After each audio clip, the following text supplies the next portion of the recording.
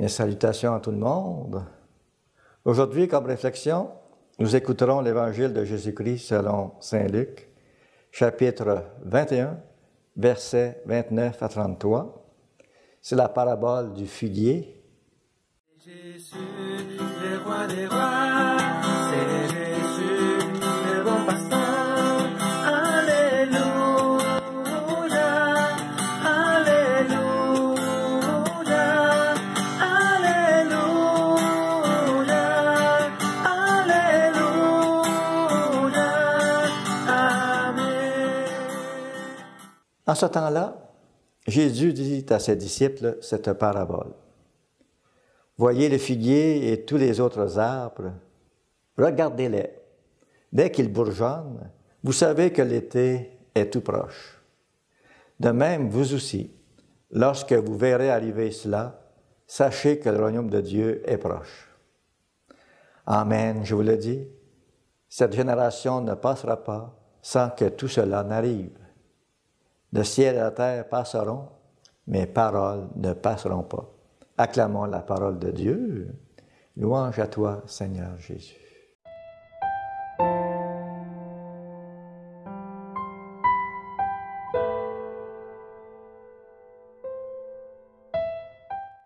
La parabole du figuier. Regardez les bourgeons, vous savez que l'été est tout proche. Sachez que le royaume de Dieu est tout proche.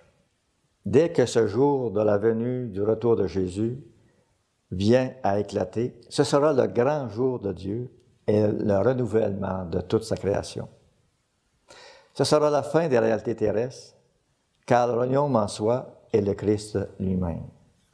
La parabole du figuier est le symbole de l'arbre messianique, parce qu'il est l'un des premiers arbres à fleurir après l'hiver. La nouvelle floraison pour la nouvelle création. C'est le signe de la venue du Messie, de son royaume. Pour cela, tout doit disparaître, tout doit être effacé. Désordre, guerre entre nations, tremblement de terre et métaisant. Et c'est comme ça aujourd'hui, c'est tout ça. Pressons le Christ de vivre en nos cœurs et dans nos détresses. Ces paroles ne passeront pas. Elles sont vivantes et actuelles. Ces paroles se réalisent toujours parce qu'elles sont accomplies dans le temps. Ce que Jésus dit existe déjà et ce qu'il ordonne survient. C'est la promesse de Dieu de tout faire du nouveau, de tout recréer et de toute beauté. Ce monde nouveau tant désiré par les humbles, par les croyants. Pour nous, ce qui est le plus important, c'est de garder la foi. C'est par la foi que nous gardons l'espérance. C'est Dieu qui mène le bal, qui a les cordes d'eau bien en main. Tout sera accompli parce que le Seigneur l'a dit. À l'affolement des nations devant les signes qui accompagnent la venue du Fils de l'homme, Jésus, qu'est-ce qu'il fait? Il oppose l'attitude du chrétien qui attend dans la prière, la venue de notre Seigneur Jésus.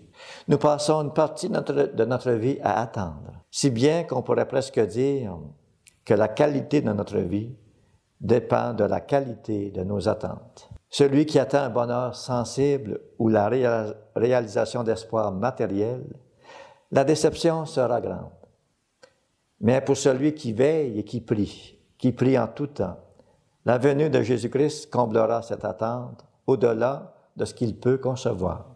La vie chrétienne, elle est une longue veille où l'on attend le retour de Jésus-Christ. Persévérons jusqu'à la fin.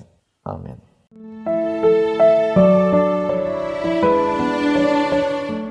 Disons à notre Père, notre Père qui es aux cieux, que ton nom soit sanctifié, que ton règne vienne, que ta volonté soit faite sur la terre comme au ciel. Donne-nous aujourd'hui notre pain de ce jour. Pardonne-nous nos offenses, comme nous pardonnons aussi à ceux qui nous ont offensés. Et ne nous laisse pas entrer en tentation, mais délivre-nous du mal. Amen. Et que Dieu Tout-Puissant vous bénisse, le Père, le Fils et le Saint-Esprit. Amen.